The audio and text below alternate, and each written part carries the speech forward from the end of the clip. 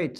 Thank you very much. Yeah, before I start, I'd like to thank the organizers for putting on such a nice conference. It's been heard some really interesting talks. And so, yeah, I want to tell you about some recent results concerning some representations for cylindric ortholattices, which are some, in my opinion, some interesting or an interesting class of algebras, especially within the setting of non-classical logic. I should mention that this is work that uses a lot of results from two previous papers of mine. So one of which was co-authored with Kentaro Yamamoto, where we were studying the duality theory of ortholattices, kind of in a constructive or choice-free setting. And another paper where some of these results are kind of piggybacking off of is a paper, or more recent paper that I wrote with John Harding and Miguel Pinato, where we looked at dualities for monadic ortholattices and also McNeil and canonical completions for those algebras. So I'm really exploiting a lot of the results that we've proven previously and kind of extending these results to the case of cylindric ortholattices. So here's kind of the general outline. I'll tell you a little bit about the history of the theory of completions and dualities for certain lattice-based algebras. Then I'll say a little bit about cylindric ortholattices and then their relational counterparts, which are known as cylindric orthoframes. Then we'll get into, we'll introduce the notion of a Goldblatt frame of a cylindric ortholattice, and this will lead to the canonical completion of this algebra. And then we'll look at some topological representation and duality results. And then, time permitting, I might be able to look into some quick, or I might be able to describe to you some quick applications one finds within the area of universal algebra. So here's a brief history, right? The theory of completions really starts from Dedekind's construction of the real numbers from the rational numbers, right?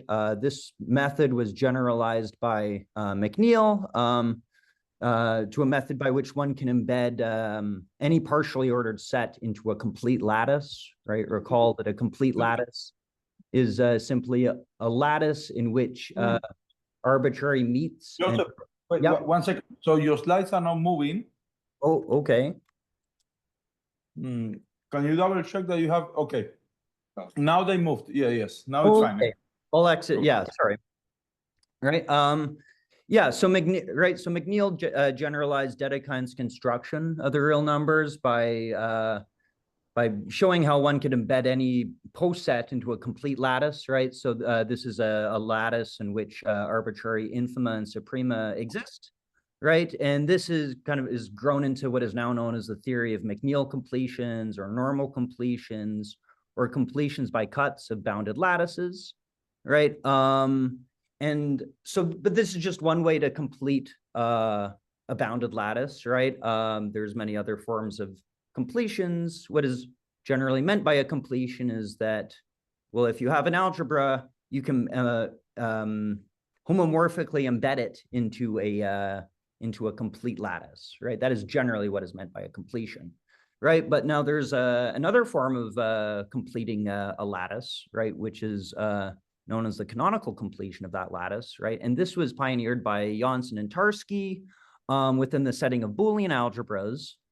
And if you're interested in duality theory, the theory of canonical completions is really interesting because it's very closely related to certain topological representation theorems. So for instance, in the case of the canonical completion of a Boolean algebra, this result essentially arises via the well-known Stone representation theorem for Boolean algebras, right? So if you take a Boolean algebra B, its canonical completion is given by the embedding of that algebra into the power set of its Stone space, right? And of course, what Stone's representation theorem says is that once you restrict to the Clopin subsets of X sub B, or the stone space of B, then what you get is an isomorphism, right? So the theory of canonical completions and topological representations are quite closely related, right? And so these completion methods were later generalized by Gerke and Harding to the setting of arbitrary monotone bounded lattice expansions. And they kind of gave a method by which you could study this phenomena more generally, right? And very recently, as I've already mentioned, Harding, myself, and Pinato applied these techniques within the setting of, or these completion techniques within the setting of monadic ortholattices, which are special redux of the algebras I'll be discussing today. So there's also quite an interesting history of topological dualities, right, which link categories of algebras and categories of topological spaces, right? The most well-known duality is, of course, Stone's duality, right, which in its modern formulation asserts that the category of Boolean algebras and homomorphisms is dually equivalent to the category of Stone spaces and continuous functions, right? And so I've listed at the top here some, like, there's of course this is a very small subset of all the dualities that are out there, but these are some dualities that I think are nicely connected to the duality I'll be talking about today, right? So you have this duality by Halmos and for monadic Boolean algebras, and Priestley for bounded distributive lattices. And then you have these other dualities for certain ortholattices and ortholattices with operators, right? But a peculiar feature that's worth noting about these dualities, or dualities of these type, or of this type, I mean, is that they all, in some sense, rely on the axiom of choice, and hence are non-constructive, right? And so there's been a recent research program of constructing or of giving constructive or so-called choice-free dualities, right? So this began with Basanishvili and Holiday in the setting of Boolean algebras, and then this was generalized by myself and Yamamoto to the setting of ortholattices, and then there's been plenty of other cases since. So this has become a fairly active research program. And the duality that I'm going to present today is choice-free, and it really piggybacks off the duality that was established by myself and Yamamoto back in 2022. Right, so let's get into some definitions, right? So in case you don't know, an ortholattice, right? We could view an ortholattice as a bounded lattice that comes equipped with an additional operation. So this operation has to be a complementation, which is also an order inverting involution, right? So that's one way of defining ortholattices. The way I have it on the slides is the equational definition, right? So this just highlights the fact that ortholattices form a variety, right, in the sense of universal algebra, and are therefore closed under taking, say, homomorphic images, subalgebras, direct products, right? So that's an ortholattice. We'll call a monadic ortholattice, or we'll say that an ortholattice is a monadic ortholattice if there's an additional operator, which we'll denote by this backwards E symbol, which is a very suggestive kind of notation to use, which I'll get into in a little while, right? We'll call this a quantifier, and we require that this quantifier essentially be a closure operator whose closed elements form a subortholattice, right? And this quantifier, right, as the name suggests, will provide some sort of, right, in the setting of, say, monadic Boolean algebras, provides a model for classical predicate logic in a single variable, right? And so monadic ortholattices are just a generalization of that situation. But then you could even extend this algebra further by taking an ortholattice and equipping it with a family of pairwise commuting quantifiers, right, as is given by condition 1 at the bottom of the slide, and a family of constant elements, which essentially model how, right, model in an algebraic way how identity in a first-order language ought to behave, right? So these should be not super surprising axioms, right? And so it's these cylindric ortholattices which will be the main object of study throughout this talk. Right, and you could find so examples of these things include, right, well, not very interesting example would be any cylindric Boolean algebra, right? More generally, a Boolean algebra is, or every Boolean algebra is an ortholattice, but not conversely, right? Because ortholattices, unlike Boolean algebras, are not necessarily distributive, right? So one can easily show that, right, just given the way I've defined an ortholattice, one can easily show that an ortholattice is a Boolean algebra if and only if it's distributive. Okay, so the first thing we want to do is talk about some relational structures that we're going to use to represent these cylindric ortholattices, right?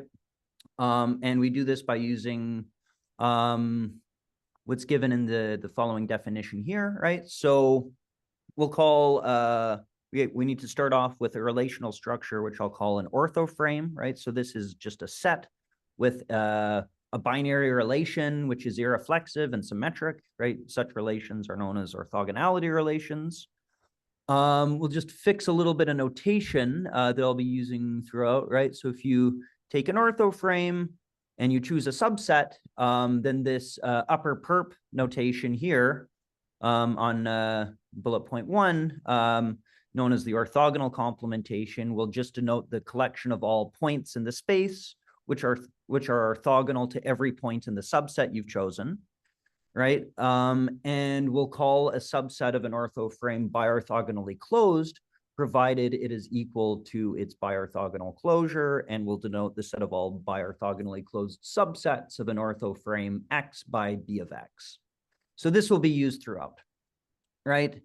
And we'll call a cylindric orthoframe any relational structure of this shape, which satisfies the following conditions, right? So we want this relational reducting condition 1 to be an orthoframe.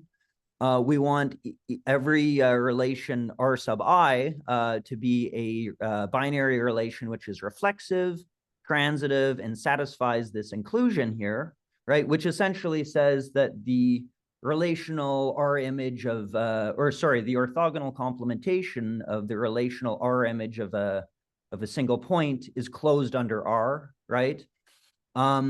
Maybe it's worth noting that by the reflexivity of R, this inclusion actually becomes an equality, right? And then we have these further conditions that, well, every Ri must commute with the RKs, right, in terms of relational composition. And then there's also some conditions that we require these diagonal subsets to satisfy that will end up representing the diagonal elements in a cylindric algebra, right? And so we have this theorem that I have two names that I've associated with this theorem. The first is being Birkhoff's result, which says that, well, the biorthogonally closed subsets of an orthoframe form not only an ortholattice, but a complete ortholattice, right, with respect to subset inclusion. And it was very recently shown by Harding that, well, with this extra relational structure, then the biorthogonally closed subsets of a cylindric orthoframe form a cylindric ortholattice. So these are kind of the basic relational structures we're going to be working with. Note that, right, okay, so now we want to construct the canonical completion of a cylindric ortholattice using these cylindric orthoframes, or these certain set algebras that you get from cylindric orthoframes, right? So recall that if you have a bounded lattice A, right, as I've said before, a completion of A consists of a complete lattice C and an embedding from A into C, right? So namely an injective homomorphism. We'll say that if you have a completion of a bounded lattice, then we'll say that the associated embedding is dense if every element in that complete lattice could be written as a meet of joins as well as a join of meets of elements in the image of that algebra under consideration under the image of the embedding. We'll say it's compact. We'll say that of an embedding that it is compact, provided it satisfies this implication, which shouldn't look all too surprising.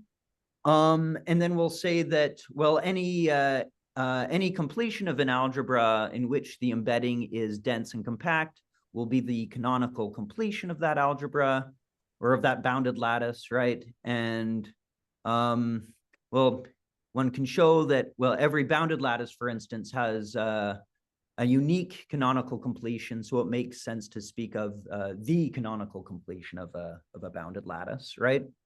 So in the case of a Boolean algebra, the canonical completion is just given by, well, the complete lattice is given by taking the power set or the concrete Boolean algebra of the spectrum of a Boolean algebra, namely all the ultrafilters of that algebra.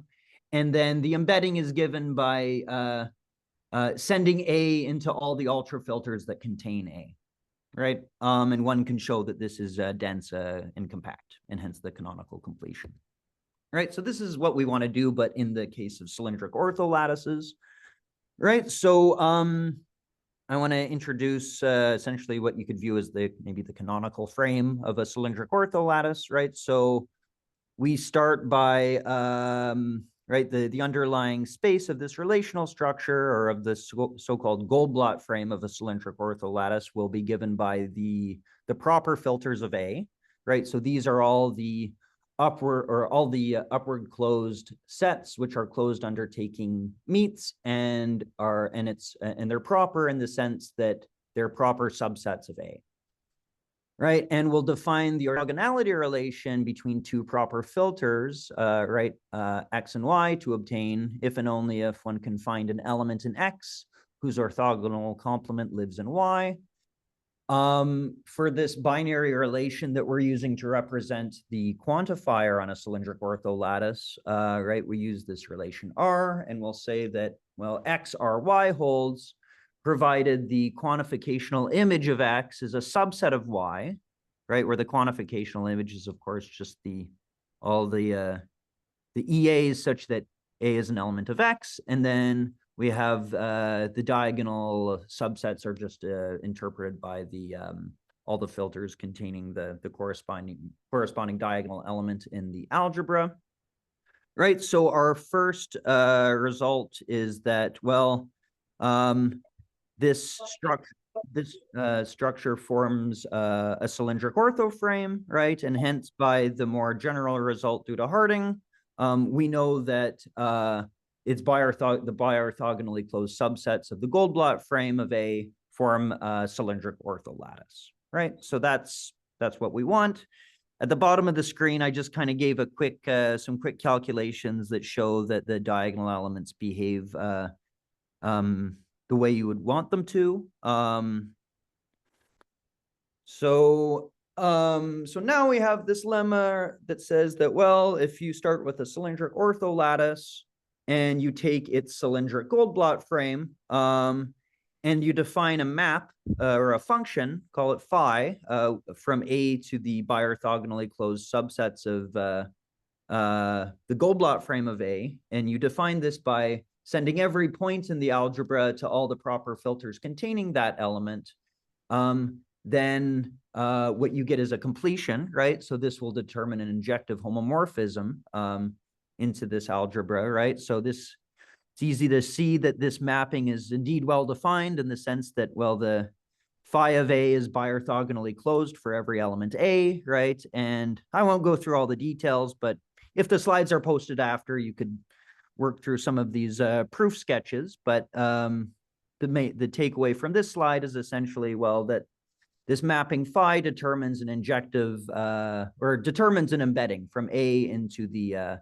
algebra of bi-orthogonally closed subsets of the Goldblatt frame of A. Right, and we could say more about this structure, right? So kind of the first main result of this paper is that, well, this in fact determines the canonical completion of a cylindric ortholattice, right? So In addition, you could show that this mapping is both dense and compact. I gave a proof sketch here for the density of phi, but I don't quite have time to go through it. So if you're interested, you could take a look after, or you could look at the archive preprint of our paper. And I'll provide a reference to that at the end of the talk, right? So we know that essentially the Goldblatt frame of a cylindric ortholattice, or if you take the biorthogonally closed subsets of the Goldblatt frame of a cylindric ortholattice, this is its canonical completion, along with this embedding that I've described, right? So now what we want to do is we want to equip the structure with a topology so that we obtain an isomorphism, right? Because you cannot guarantee that the canonical completion of a cylindric ortholattice will always be an isomorphism, right? So the way we do that is by defining a topology via this basis, right? The phi A's are all the basic opens, and you just take the union of all the phi A's. And then this mapping phi, you define, right, kind of in the usual, or in the same way we've defined in the construction of the canonical completion. Right. So I do want to mention that, well, there's another way to kind of topologize the Goldblatt frame, say of a general ortholattice. And this was used by Goldblatt in 75 and then Bimbo back in 2007. Right. So what Goldblatt did was prove a topological representation for general ortholattices using this subbasis. Right. And then Bimbo later topologized this situation and proved full duality. But this method, as I've described before, requires a use of the axiom of choice in order to show that the obtained topological space is compact, right? And this is done by using Alexander's subbase lemma. But if you topologize it in the way described above, you can avoid use of Alexander's subbase lemma or any other non-constructive choice principle, right? And this will actually form a spectral space and not a stone space, right? So this is how we set up the topology, right? And here's our topological representation theorem, right? So any cylindric ortholattice A will be isomorphic to, or I guess I haven't introduced this notation. I'll use this this wide hat notation to denote the compact open subsets of a topological space, right? So the theorem is that, well, every cylindric ortholattice is isomorphic to the compact open biorthogonally closed subsets of the spectrum of A, right, under this mapping phi. And here's kind of here's how the argument goes, right? And so you could demonstrate that it's an isomorphism, and because the compact open biorthogonally closed subsets of the spectrum of A is the image of a cylindric ortholattice homomorphism, and cylindric ortholattices are closed under homomorphic images, we know that this algebra is itself a cylindric ortholattice, right? So there's the topological representation theorem, which is kind of the first step towards developing a full duality. But what we want to do is introduce a general class of topological spaces in order to achieve this, right? So these are known as cylindric, or what I call cylindric upper via torus orthospaces. And these are essentially relational extensions of the upper via torus orthospaces that were introduced by myself and Yamamoto back in 2022 within the setting of general ortholattices, right? So these are certain relational topological spaces where the relational structure amounts to a cylindric ortho frame. And then you have these other requirements that, well, you want the compact open biorthogonally closed subsets to form a basis for X and be closed under intersection and orthogonal complementation. Condition 3 is fairly reminiscent to what is known as the sobriety condition, which is imposed on spectral spaces, if you're familiar with the theory of spectral spaces.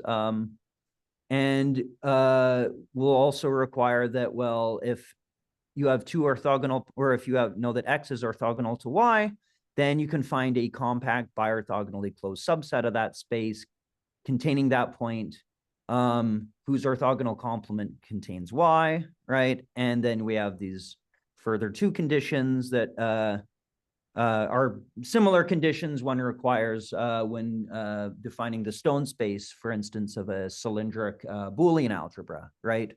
In the case of a cylindric Boolean algebra, however, this relation R will just be an equivalence relation. But that's not quite what we're working with in this setting. So these are the topological spaces that we're working with.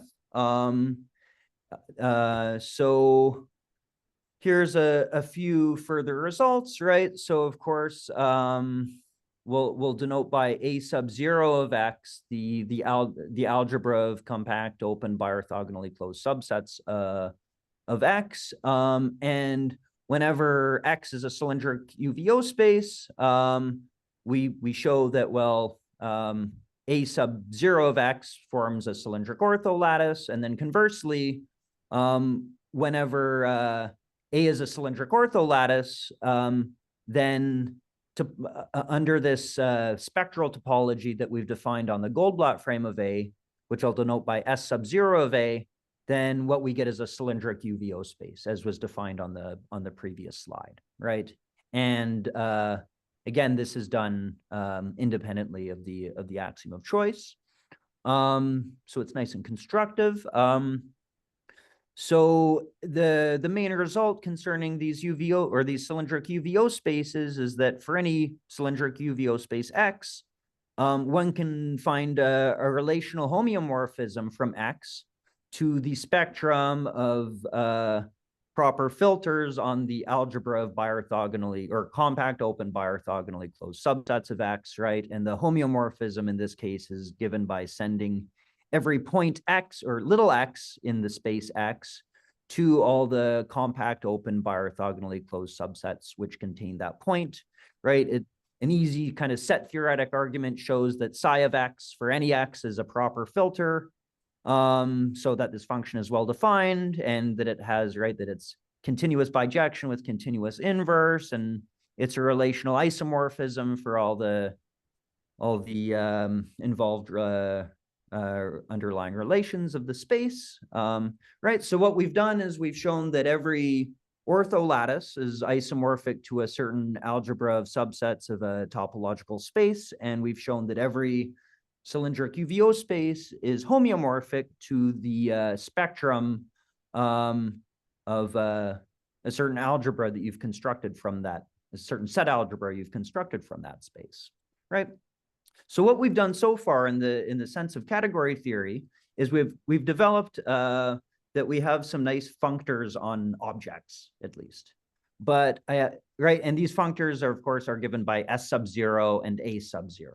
But I haven't told you yet how they behave on morphisms or on functions, right? So if you have two cylindric UVO spaces X and Y, we'll say that a function from X to Y is a cylindric UVO map, provided the following conditions are satisfied, which you could read off for yourself, but I'll make a few comments, right? So this first condition is the requirement that F be a spectral map, right? So the inverse image of every compact open subset of Y be a compact open subset of X.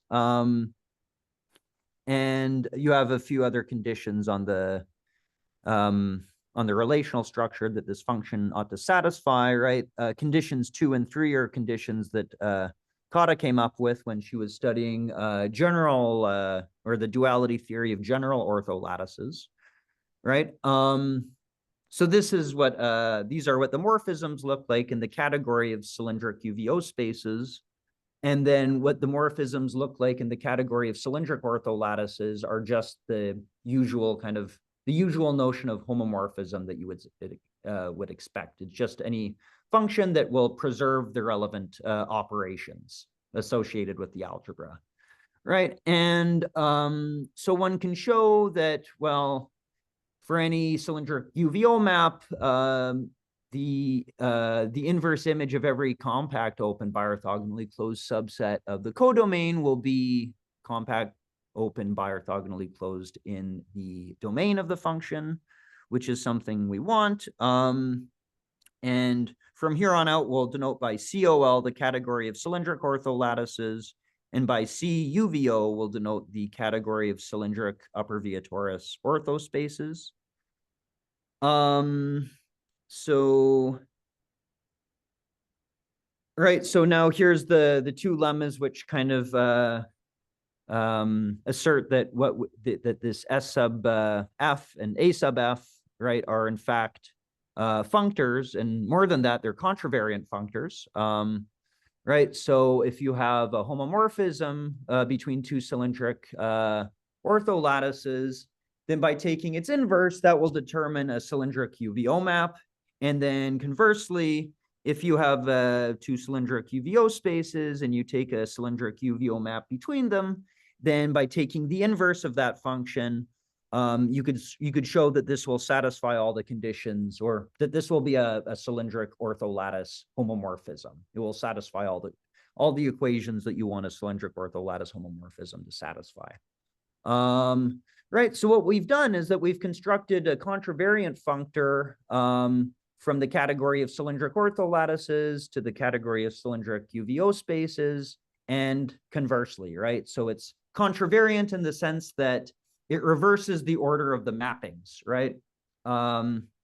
As is depicted here. And I'll give you a nice commutative diagram a little later on, which kind of highlights this, right? And so even more can be said about this within the setting of category theory, right? So the topological representation map phi, which sends every element to all the proper filters containing that element, right? And the topological representation of cylindric ortholattices, as well as our algebraic realization map psi, actually determine what are known as natural transformations of this shape, right? And not only are these natural transformations, but these are natural isomorphisms, right?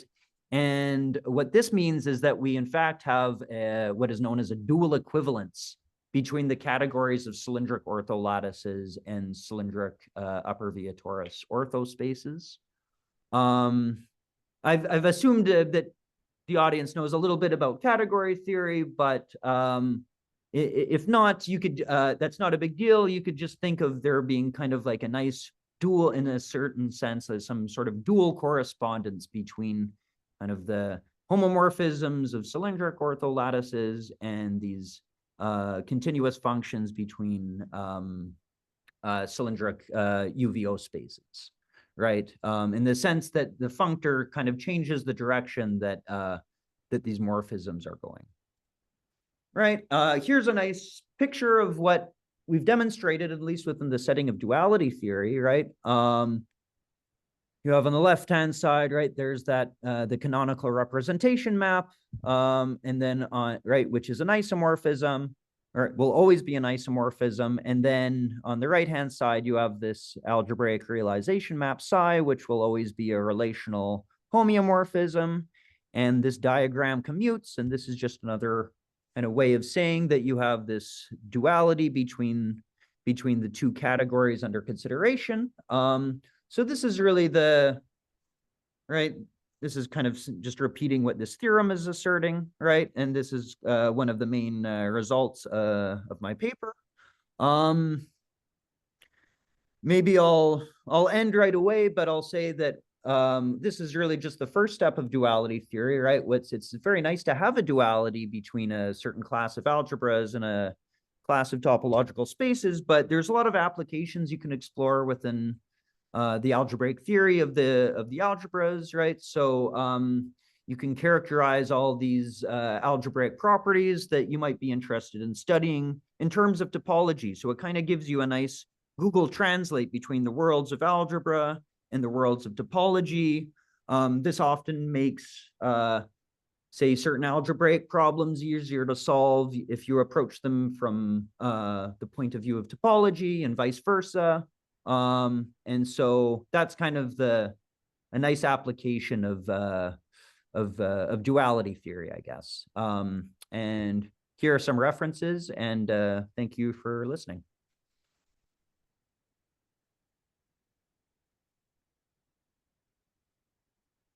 So much, Joseph.